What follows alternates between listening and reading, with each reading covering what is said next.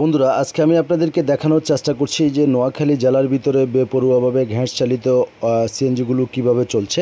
আমি এখন যে সড়কটিতে আছি এই সড়কটি একেবারে সিঙ্গেল। এটি হচ্ছে সুবর্ণচর উপজেলার যাওয়ার সড়ক। প্রিয় দর্শক, আলামিন বাজারের আগের চিত্র দেখতে পাচ্ছেন। সামনে একটি মালবাহী পরিবহন রয়েছে। সেই মালবাহী পরিবহন থেকে সাইড নেওয়ার জন্য সে বারবার কিন্তু ডানে চলে যাচ্ছে। প্রিয় দর্শক, তার গাড়ির ভিতরে যে 5 জন যাত্রী রয়েছে সেটাও তার কিন্তু মাথার ভিতরে ওরকম ধরনের কোনো চিন্তা নেই। কারণ হচ্ছে প্রিয় দর্শক, নোয়াখালী জেলার ভিতরে যে সিএনজিগুলো চলে এই সিএনজিগুলোর বেশিরভাগ চালকের নেই ড্রাইভিং লাইসেন্স এবং নেই গাড়িগুলোর কাগজপাতি, সবগুলো হলো অনটেস্ট গাড়ি। প্রিয় দর্শক, আমি এই ভিডিওর মাধ্যমে নোয়াখালী প্রশাসনের দায়িত্বে যারা রয়েছেন তাদেরকে দৃষ্টি আকর্ষণ করছি যে যেন প্রিয় দর্শক এদের লাইসেন্স এবং গাড়ির কাগজগুলো যেন দেখে। যাদের লাইসেন্স এবং কাগজ নেয় তাদের বিরুদ্ধে যেন আইনগত ব্যবস্থা না হয়। দেখতে পাচ্ছেন কতটা ঝুঁকিপূর্ণ নিয়ে সেই গাড়ি ওভারটেক করছেন। প্রিয় দর্শক, দেখতে পাচ্ছেন আসলে একটি ভুলের কারণে সারা জীবনের কান্না। এদের কারণে প্রতিনিয়তই সড়কে ঘটছে সড়ক দুর্ঘটনা। প্রিয় দর্শক।